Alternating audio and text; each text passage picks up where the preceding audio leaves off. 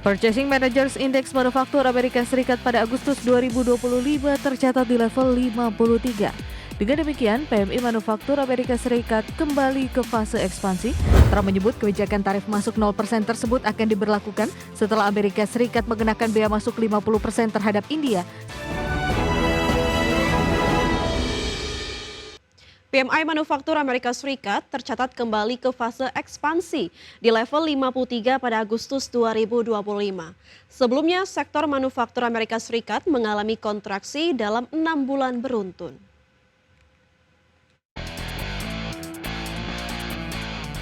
Purchasing Managers Index Manufaktur Amerika Serikat pada Agustus 2025 tercatat di level 53. Dengan demikian, PMI Manufaktur Amerika Serikat kembali ke fase ekspansi setelah mengalami kontraksi selama 6 bulan beruntun. Kontraksi terjadi terutama akibat kebijakan tarif masuk Presiden Donald Trump, di mana angka indeks di bawah 50 menandakan kontraksi pada sektor manufaktur yang menyumbang 10,2% terhadap perekonomian Amerika Serikat. Hasil survei ISM juga menunjukkan keluhan dari sejumlah pelaku industri manufaktur yang menyatakan tarif impor Presiden Donald Trump telah menjadikan aktivitas produksi di Amerika Serikat semakin tertekan. Ketidakpastian bisnis semakin bertambah setelah pengadilan banding Amerika Serikat pada pekan lalu menyatakan sebagian besar tarif Trump sebagai kebijakan ilegal. 7 industri termasuk tekstil, logam dasar, dan manufaktur lainnya mencatat pertumbuhan pada Agustus lalu. Namun 10 sektor industri lain mengalami kontraksi seperti kertas, mesin, peralatan listrik, komponen, hingga produk komputer dan elektronik. Berbagai sumber IDX Channel.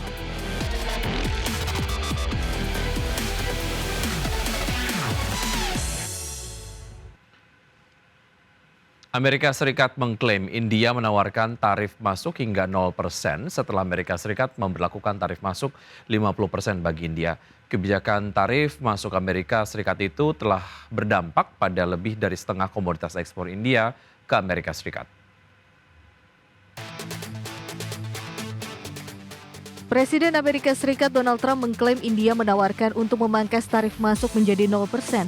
Trump menyebut kebijakan tarif masuk 0% tersebut akan diberlakukan setelah Amerika Serikat mengenakan bea masuk 50% terhadap India sebagai sanksi atas pembelian minyak mentah dari Rusia.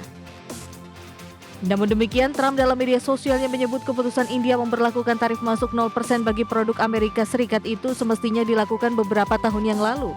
Trump juga belum mengatakan apakah Amerika Serikat akan membuka kembali pintu perundingan dengan India. Adapun kebijakan tarif masuk Amerika Serikat yang mengenakan tarif hingga 50% terhadap barang asal India telah berpengaruh terhadap lebih dari separuh komoditas asal India ke Amerika Serikat, di mana Amerika Serikat merupakan pasar ekspor terbesar bagi India. India termasuk negara pertama yang membuka perundingan dagang dengan pemerintahan Trump.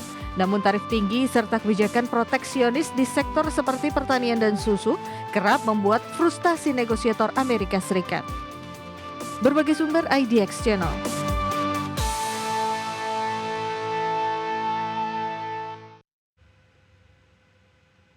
Kunjungan wisatawan asing ke Amerika Serikat terus mengalami penurunan. Data terbaru pada Juli menunjukkan turis mancanegara yang datang berkunjung ke Amerika Serikat berkurang 3% dibandingkan periode yang sama tahun lalu.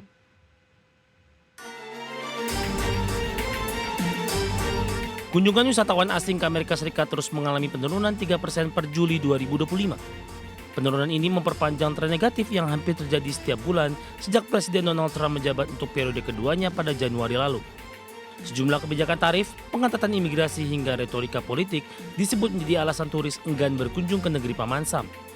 Beberapa wisatawan bahkan terang-terangan menyebut faktor rasa takut dan khawatir sebagai penyebabnya.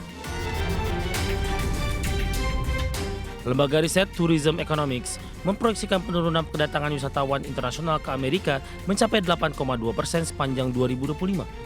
Meskipun lebih baik dari prediksi sebelumnya, angka ini tetap jauh di bawah kondisi sebelum pandemi COVID-19. Data tiket pesawat juga memperlihatkan perlambatan tajam arus masuk sejak Mei hingga Juli, dan tren ini diperkirakan berlanjut dalam beberapa bulan ke depan. Adapun kunjungan dari Kanada dan China tercatat anjlok tajam, masing-masing 25% dan 14% pada tahun ini. India juga turun 5,5%, berbeda dengan Meksiko yang justru mencatatkan peningkatan kunjungan. Penurunan besar dari negara-negara penyumbang utama wisatawan jelas berdampak langsung pada sektor pariwisata Amerika. Sementara itu mulai 1 Oktober 2025 pemerintah Amerika juga akan mengenakan biaya tambahan visa Integrity Fee sebesar $250 Amerika bagi warga negara di luar program bebas visa. Dengan tambahan biaya ini, total biaya visa ke Amerika menjadi salah satu tertinggi di dunia. Asosiasi Perjalanan menilai kebijakan baru ini justru akan semakin mengurangi daya tarik Amerika sebagai destinasi wisata internasional. Bagi sumber ADX Channel.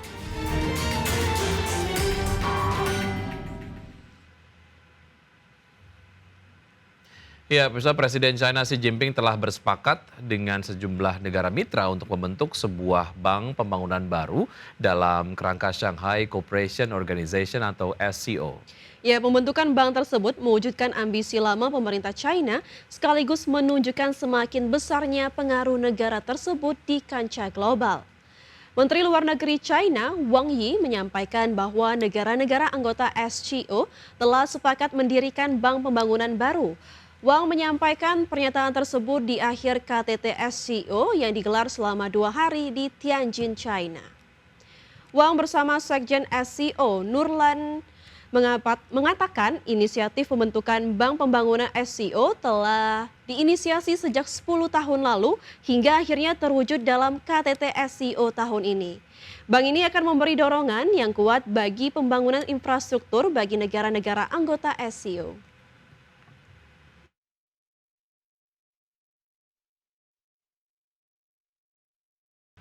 Kita ke informasi mancanegara pemirsa, kelompok Houthi mengklaim telah berhasil menyerang sejumlah target, termasuk markas militer di Israel. Ya, serangan tersebut menjadi balasan atas serangan Israel yang menewaskan Perdana Menteri Houthi pada pekan lalu.